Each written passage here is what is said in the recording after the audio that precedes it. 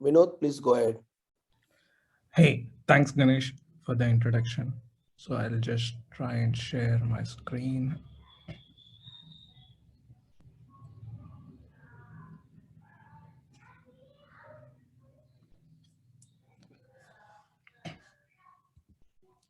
Okay, so I think there was even a question, what is power, right? So power, the full form of power in open power or power processor is performance optimized with enhanced risk. So that is what power stands for. And as we all know, there are two kind of architectures, like it is CISC and RISC. And when it comes to power processor as a RISC-based processor, it's like reduced instruction set computer. So what we see in RISC architecture is, you won't have a memory operands in instructions directly. So it would be generally from register to register, and if you do a load and store, it would be to the memory, but you wouldn't have some operations being done and also like on the memory. Only load and store would go to the memory, but not some arithmetic operations or any of that sort wouldn't go to memory. So that's how it is like reduced instruction set computer. And then generally the instructions are of 32 bits, that is like 4 bytes. So no variable instruction length, all the instruction lengths are of 4 bytes. Power processor supports both Little Indian and Big Indian. And then what are the different operating systems currently in the market that run on the power processor?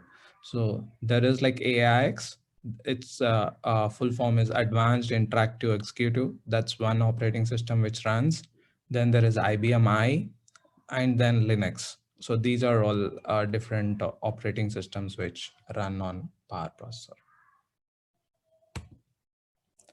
Okay, so just going over a brief history, like as I said, Power has a lineup of processors, and the lot of industry workloads run on Power servers. So I'm just starting here from Power 6. What was new in that architecture? So if somebody is going to go through Power ISA, so for Power 6 it was 2.05, and what was introduced new in addition to what was already existing was decimal floating point instructions. And when it comes to Power 7, it is vector, scalar, floating point extension. In Power 8, they have in addition introduced cryptographic VMX instructions and transaction memory. In Power 10, it is extended precision binary floating point. It's like 128 bit operations which they do, and the scalar operations. So Power 10 is the recent one, which is just in the market. So something which is new in Power 10 is prefixed instructions and outer product operations. Outer product operations is something about matrix multiplication, and this helps in general all of the workloads where these days we do a lot of analytics. So matrix multiplication helps there, and then SIMD lane based operations.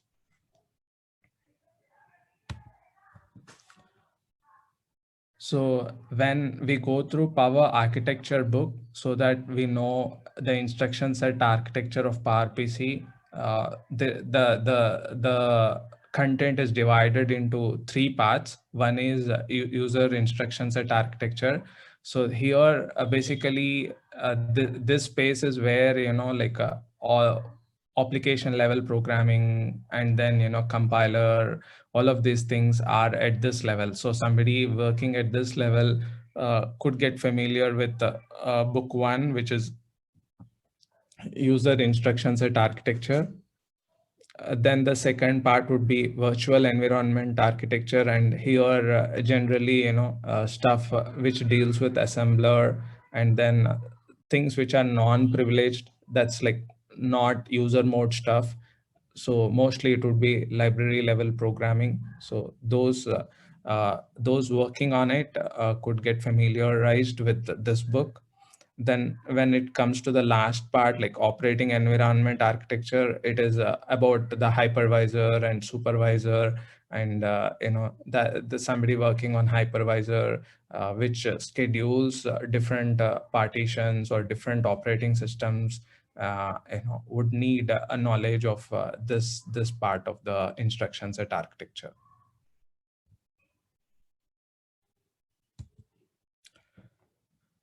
Okay, in general, uh, like we all know that processor does all this fixed point operations. So how does it operate on? So it operates on general purpose registers, and each of them is 64-bit, and then we have 31 registers.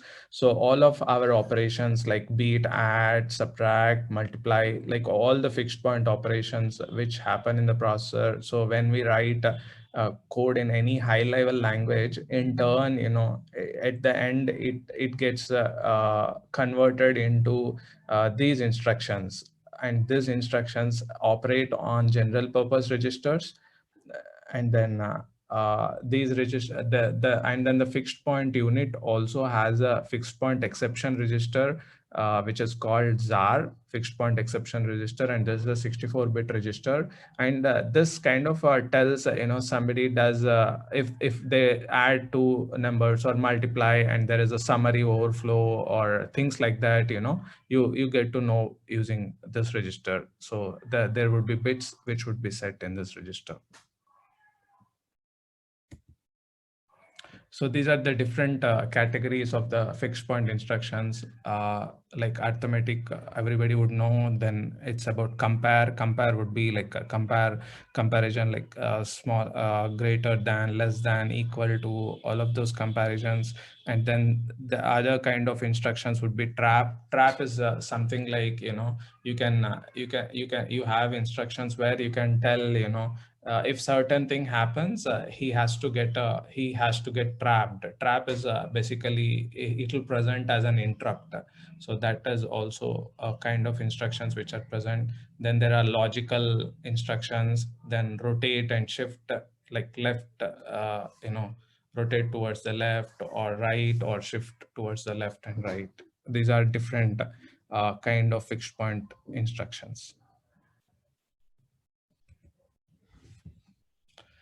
Then next comes after the fixed point is a floating point. Floating point registers are also like there are 31 floating point registers, and then each of them is of a 64-bit length. So when it comes to floating point, it's as we know, it's more about not decimal, right? So it's non-decimal representation of numbers, like when you have mantissa, when you have exponent. So those floating point registers, where floating point numbers, when somebody is operating on them using floating point instructions, these registers are used in the hardware. And there is a floating point status control register. So this register has a various control mechanisms, like rounding, like where should you round to nearest, round to infinity, not a number, all of those things you get. And then you can also set whether you want to have exception, like underflow exception, overflow exception. All of that stuff happens through this control status and control register. So floating point instructions, whichever are implemented, are like all the rounding modes are implemented, and it is IEEE compliant. And in the floating point, basically it's a 64-bit. So you have the basically a double representation. But there are single precision also is a single precision numbers also are represented. And then there is also a DFP, something called a decimal floating point. In that case, 64-bit representation also happens. And there is something called decimal extended 128 bits. In that case, they use pair of floating point registers. So instructions would operate on pair of floating point instructions, and that's how you get 128 bit.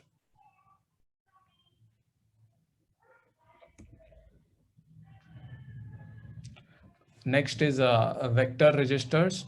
So vector registers are like a 128-bit, unlike the general purpose registers and floating point registers. And these registers are also 32 in number. And similarly, there is a vector status and control register. And in vector, it's more about how you operate on the data. So you can either operate on the quad word or two double words or multiple half words, bytes, nibbles. So, like you can do a lot of activity on the data. So it's like vector instructions are SIMD kind of instructions, that is a single instruction and operating on multiple data.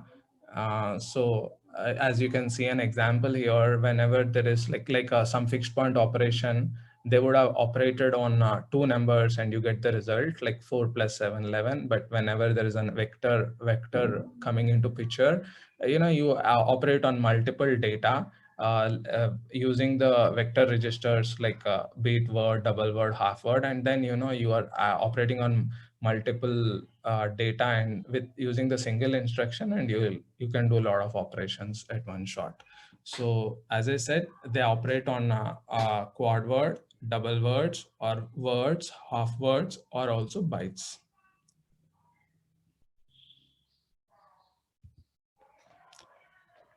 Okay, what are the different type of vector instruction categories that are present? So they are like uh, integer, signed, unsigned instructions, which operate on 64-bit, 32-bit, and all of that. And then there are permute instructions. There are crypto, like a lot of people know about cryptography, and then there is a lot of processing power which goes onto that. So those instructions use 128-bit instructions. Then there is floating point instructions also, but here floating point which operate only on 32-bit and which are single precision. So these are different kind of vector instruction categories that are present. Then next we have something called vector scalar registers. These are like VSRs. So what power hardware does is they really don't have a new instruction, a new registers, but they use the existing floating point and vector registers. So they basically are renamed as VSRs, and VSR unit just uses vector scalar unit just uses those registers instead of having separate registers. So these instructions treat this floating point and vector registers as vector scalar registers and use them. So what are the different kind of vector scalar instructions that are present? Like scalar binary floating point instructions, which operate on double and single precision numbers. Then vector single precision floating point instructions, which are IEEE compliant, and also vector double precision instructions, which are also IEEE compliant. Then logical instructions, permute instructions, and scalar binary floating point instructions. So these are all different registers which are present and different category of instructions which operate on them. Then moving on to special purpose registers, till now whatever we have seen are like general purpose registers, vector registers, floating point registers. So these all are depending upon what kind of program we are writing. If it's like doing decimal or a scalar operations, then they use fixed point registers. If they're doing a floating point operations, they'll use floating point registers. Vector operations will use vector registers. So different categories, but something common to any program would be all the special purpose registers. So there are different special purpose registers which are present: condition register, count register, target address register. So some of these things I will go through, but the last three I've already covered earlier. Fixed point exception register is used for fixed point operations. FPSCR is used for floating point operations. VSCR is used for vector operations. Condition register. So when we write a program, generally, we write like be it a C program or any kind of program, we will do a lot of conditions we have in our program. So maybe greater than, less than, equal to, and all of that. So all of that would be registered by this condition register. So there are 8 4-bit fields in this register, and each 4-bit field has a bit which tells if it is a less than or a equal to or greater than those are the 3 important bits in each of the condition register it has. And different instructions you will use a different condition register, because there are 8 4-bit fields. So a instruction can decide, some of the instructions can decide to use CR0, CR1, and things like that. So but for some of the instructions, architecture has specifically implied which condition register would it use. So when it comes to fixed point, it uses CR0, and then when it comes to CR1, it uses floating point, and then when it comes to CR6, VMX instructions use CR6. And there are some instructions using which CR can be modified. Those instructions are like a CR and or nor. These are the instructions which can do some operation on CR. Then other than that, there are also some instructions where you can initialize the CR, or you can extract what is the current CR value using move to CR and move from CR instructions.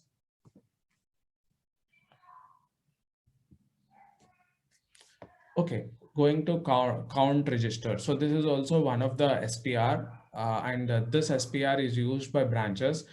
So in our programming programs, we write while loop, for loop, lot of loops we write. So internally, different kind of SPRs are used. So one of them is count register. So what happens in count register is like you would have said, while I is less than 10, or for I is equal to 0, I is less than 10. So the counter is 10 there, right? So what happens here is the counter decrements on certain conditional branches when condition is met, condition is met. So you would have done your one iteration of for loop, then your counter is decreased. That is one purpose of using the counter register. And the other purpose is, there are some instructions where you can tell whatever is the value in the count register, you can branch to that value, so that the target address is present in count register. So that is another type of usage of count register. Then there is another SPR by name target address register. This is similar to CTR, but the usage is only by certain instructions which are called branch to target instructions. So here, wherever you want to branch, you will just load that value into the target register and use those instructions, so that you can branch to that target location. Then the next SPR is the link register. So this is heavily used in programs underneath whatever we write, like whichever program we write. So whenever we do a return from a program and stuff like that, internally this link register is used. So what happens is basically those are called subroutine calls and returns. So what happens is, from the place where you are calling a new routine, internally compiler assembler will introduce instructions like instructions which deal with LR, so they can do a BLRL. So what it does is, whichever location from which it is branching off, it will store that location in a link register, and then from the location, from that subroutine call, when you want to return, you can do from there, because the value is already in the link register. You just do a BLR, and then you will return to the place you have invoked a subroutine call. So this is a very commonly used register internally used by compiler and assembler. Okay, so when it comes to the hardware. Where there are different kind of interrupts which can be presented to the hardware. So there would be synchronous interrupts, asynchronous interrupts. Synchronous interrupts are something, which happens due to whatever is running in the code, right? It is synchronized. Like I have run some instruction, and because of some condition that is met in the instruction, I will get an interrupt. Asynchronous is something which is not related to the program or the code I'm running now, but I got an interrupt. So example of synchronous interrupt can be, you could do some floating point operation, like, you can divide by 0 or something and stuff like that, and you can get an interrupt because you should not be able to divide by 0. Or I execute an illegal instruction, and then I can get a interrupt, and that would be synchronous because I executed some instruction which is not which doesn't exist, or which is marked illegal by the hardware. Or some other example would be, I'm executing an instruction and I'm trying to load from a particular location, and but I don't have a translation, like my memory management unit did not actually create a translation for that location. And then I would get an interrupt because I cannot access that location. So those would be different kind of synchronous interrupts one could get. And then there are interrupts which are asynchronous too, which are not related to the current code we are running on. So those would be like something like a timer interrupt or a decrementer interrupt mainly, which happens. So decrementer is something, which is commonly used in the operating system. Imagine that there are a lot of processes that are running, and then, each process has to be scheduled out after running for a quantum of period. And the way they are scheduled out would be, the one of the main ways that would be done is, they would get a decrementer interrupt, and then they would be scheduled out and a new process would run. And similarly, hypervisor decrementer can be used for scheduling the partitions, like that would mean scheduling the operating systems. So those would be asynchronous interrupts. And then there are also some more kind of asynchronous interrupts, like a doorbell interrupt and stuff like that. So doorbell interrupt is something like you are sending a doorbell to some other thread. So it's not part of your program. It's not part of your program. So that would be a doorbell interrupt. So there are different kind of interrupts here. So data storage and data segment is something which happens when it has we don't have data translations. And instruction storage and instruction segment is something which happens when we don't have instruction translation. And then there is an external interrupt. So external interrupt is something which comes up when when you are working on some IO devices, or you have queued up DMA to the IO device, and then there is a method to tell that DMA is done, and that happens through external interrupt. So these all are different kind of interrupts which are present, and hardware will which are presented to the hardware, and operating system will handle them accordingly. Coming to the translation in the memory management structure, right? So we know that whatever happens on the operating system or a user program actually doesn't a process which runs on top of an operating system. It really doesn't run it really doesn't run in real address space, right? So what it runs is it runs in a user mode. That is, it doesn't have a privilege, and it runs with an effective address. So how is that we create translation? And then that is what is done by the memory management structure.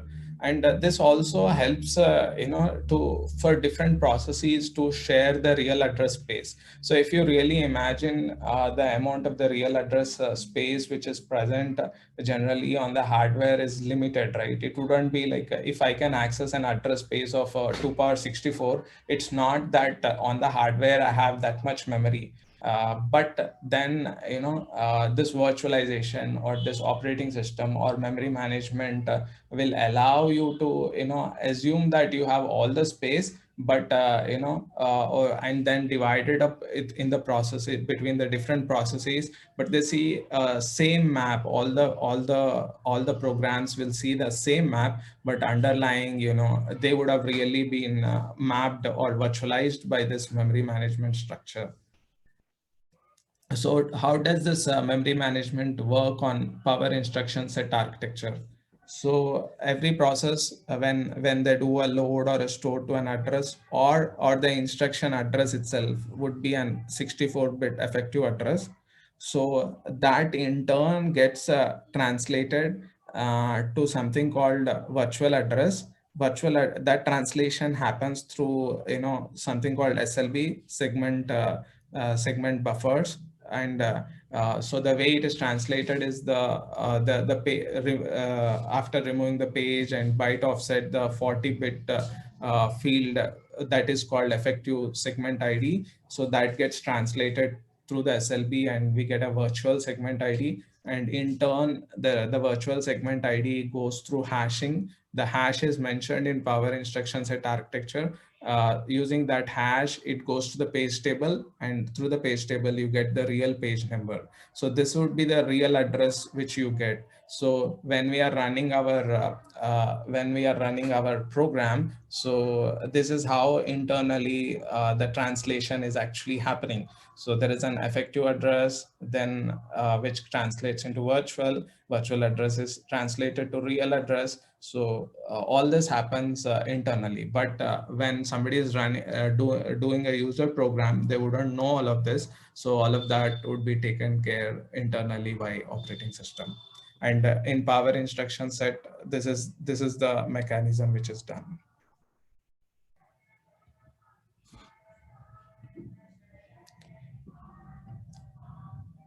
Okay, so when it comes to power, I saw like I have presented different categories and different books and where what has to be who has to be familiarized. Like somebody working on application should be familiarized with the user set architecture. Somebody working on operating system should be familiarized with the virtual architecture, and then somebody working on the low level or hypervisor should be familiarized with virtual architecture book. So this is a view which happens actually like on the server processor. So the underlying software which runs is called an hypervisor, and then a lot of operating systems will run on the hypervisor, and on each operating system you have a lot of applications running. Those are what is called user programs. Now each of this supervisor or operating system which is called can be treated as a partition. So there would be a lot of partitions running on a server hardware, and like how the applications can be scheduled, even these partitions can be scheduled. And for that, they can use something like hypervisor decrementer to schedule. So this was a view of how the server hardware will run. This hypervisor is what will be trying to access memory, and then take interrupts, and then there are IO adapters and devices. All of that happens through this.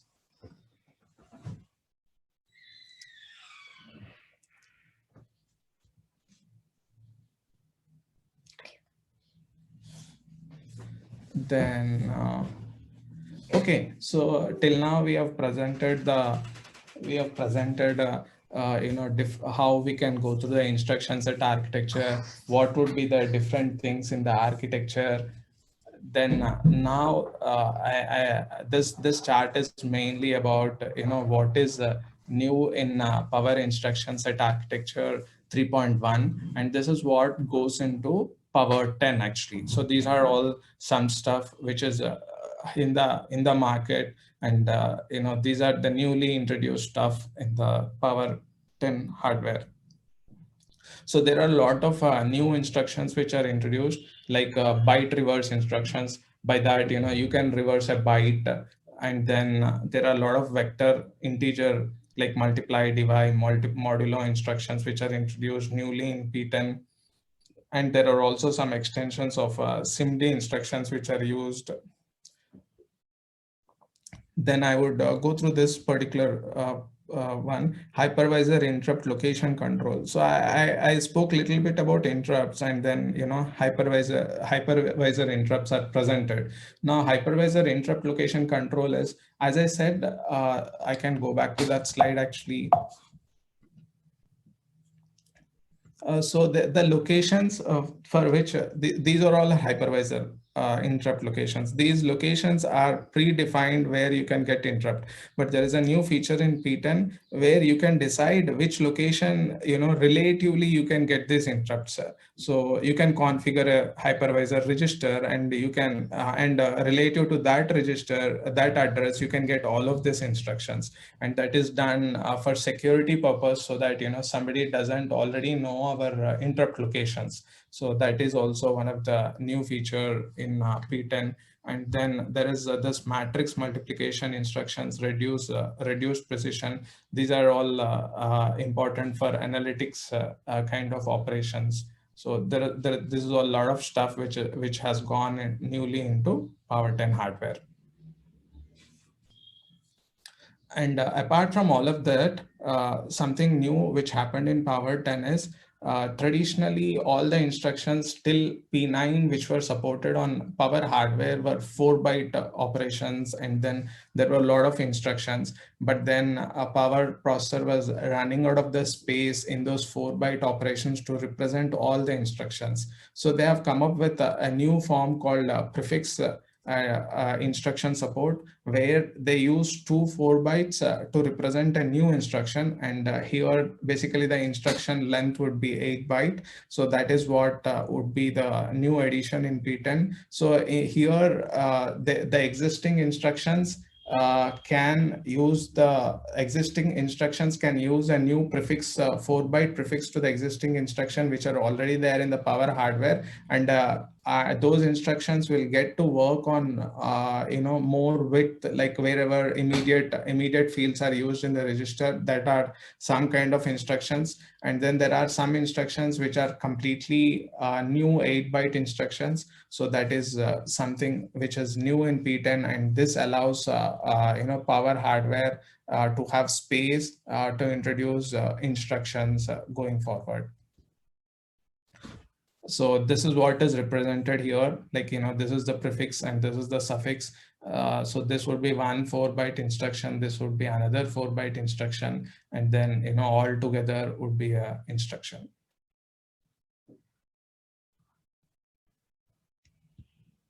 So this just gives a map of how that happens and what happens. Okay, so here I have some links for Power instruction set architecture. You can go through the Power instruction set architecture in this place, and you can download, and you can get familiar with the instructions. You can get familiarized with the registers and the memory management and the interrupts and all of that stuff we covered, and much more. And this will allow us to then use this for the open power, building the open power building the open power processor on FPGA and stuff like that, whatever Peter has presented just before me. And then there is also an open Power ISA architecture compliancy and future foundation slide here, which also would be a good links to go through. Okay, so this was mainly my presentation, so I can go through the if there are any questions, I can take them.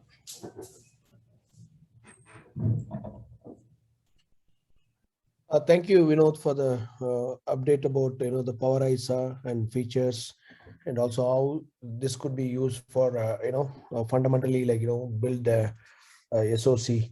Thank you very much for that. Audience, any questions for Vinod? Participants, any questions? This power ISA is actually very important for building the the SOC, and you can certainly look at more details with this presentation, whatever we are going to share with you, and also you can go to the GitHub and and get more details on that too. Any questions, team?